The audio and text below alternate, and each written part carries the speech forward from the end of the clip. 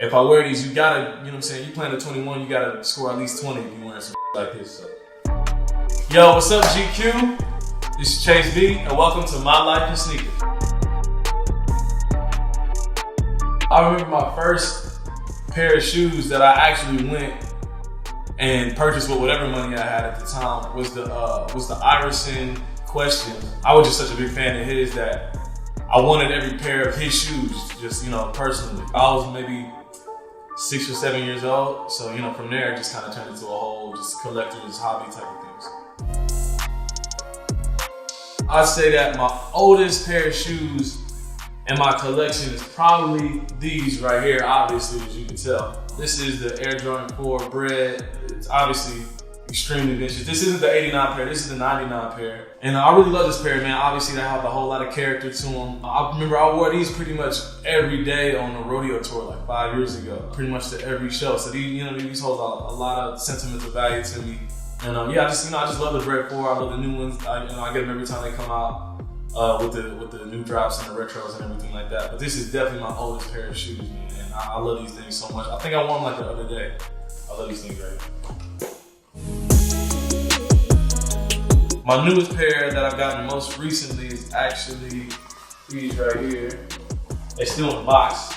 The new Stussy Spiridon collab with Nike. Yeah, so obviously I haven't even worn them yet, but I really like these shoes, man. I'm a big fan of Spiridons, even before the streetwear brand collabs and everything like that. I've always been wearing Spiridons. My dad wears Spiridons a lot. And I got these a couple of days ago in the mail, and I can't wait to wear them. So yeah, this is probably my newest shoe that I've gotten. I just love Stussy in general just because I feel like, you know, obviously like OG Stussy crew back in 1980, they're like the foundation of all of this, you know? So I love when Stussy gets back involved with certain things. I feel like people always try to write out streetwear or Stussy, but they always come back with just like solid product. You know, I've always been a fan of Stussy.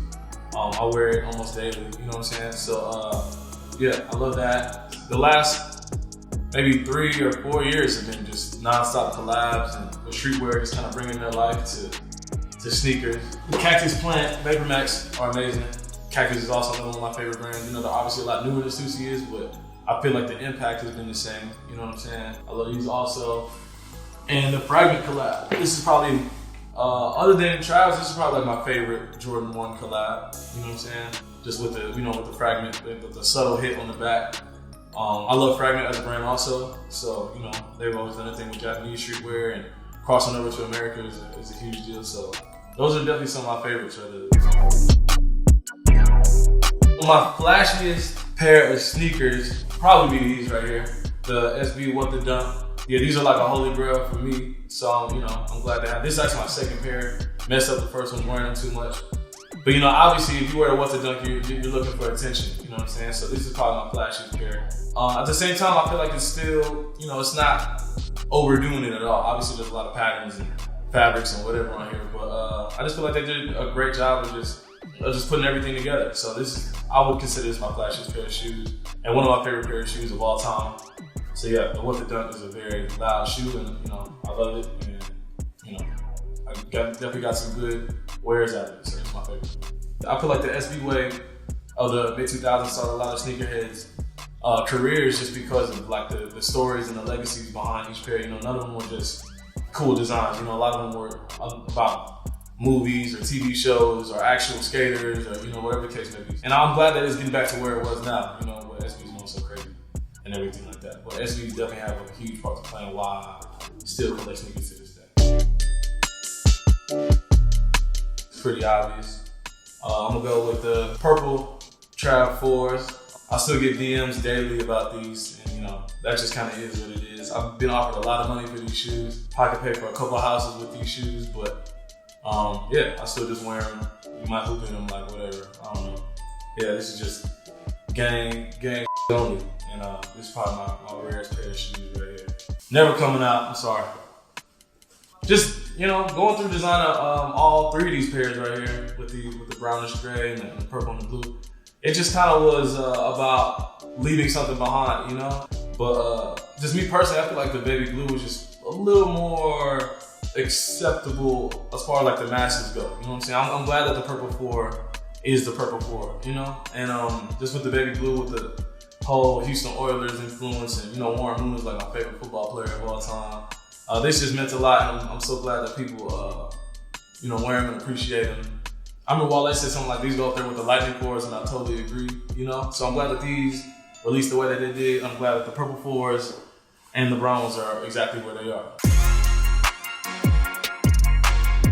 Next pair I'm gonna talk about is my most expensive pair, and that will obviously be these right here. The Dior Jordan 1. I wore these in the Cafeteria video. I just had to. I had just got them. Hadn't worn them yet. Literally laced them up at the Noble in Malibu and threw these things on. Gray is probably my favorite color. So just, that and with the whole Dior fashion collab is just, this is just an amazing shoe. Jordan 1. This is number 806 out of 8,500. So yeah, when I got these in the mail, I was kind of, I was a little taken aback. I didn't expect to get them so soon, but here they are. Easily my most expensive shoe. They're retailing for like $2,000, reselling for, I don't even know, probably could, put a couple down payments on some more houses with these. But yeah, it'd be like that. Sometimes you just gotta put that shit on your feet, So this is my most expensive shoe.